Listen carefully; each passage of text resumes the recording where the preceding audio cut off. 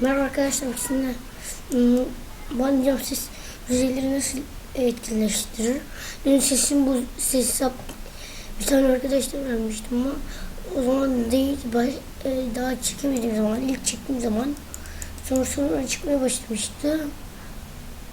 Sonra ben şöyle yaptım, videoya girdim, ayarlar yaptım, bak bunun ikisini de açtım, ses geldi. Buradan şeyler seçiyorum arkadaşlar. Sesin güzellerini seçiyorlar bildiğiniz gibi.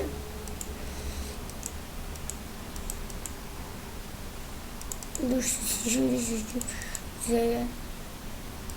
Arkadaşlar ses geliyor. Geliyorsa abone olmayı unutmayın ve like atmayı unutmayın. Bekleyin arkadaşlar. Böyle ayarlıyorsunuz. Bu arada acelemiz yok çünkü 10 dakikalık geçti. Normal yapıyorum. Kayıt sırasında ses kaydı WordPress açıyoruz. Burada bunlar açtım. Windows 7 sadece. Bunu sadece Windows 7'ler yapsın.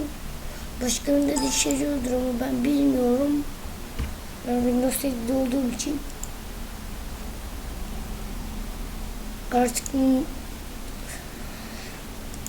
arkadaşlar Kemakir'i indirin full yapmak için, anladınız mı?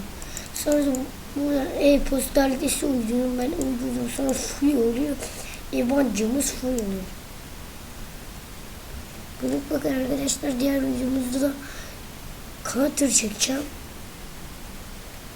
ama unutursam yok counter çekmedim falan dersen çekebilirim, yani hatırlatırsanız ona çekmemi. Ya GTA çıkmayı istiyorsanız GTA çıkacağım. Arkadaşlar burada Kurtlar Vadisi çıkamıyor çünkü Kurtlar Vadisi ne desem oynayamıyorum, yine gidemiyorum. Onu ben yüklerim, birden silip onun videosunu da çıkarız sizinle. Bunun kadar arkadaşlar.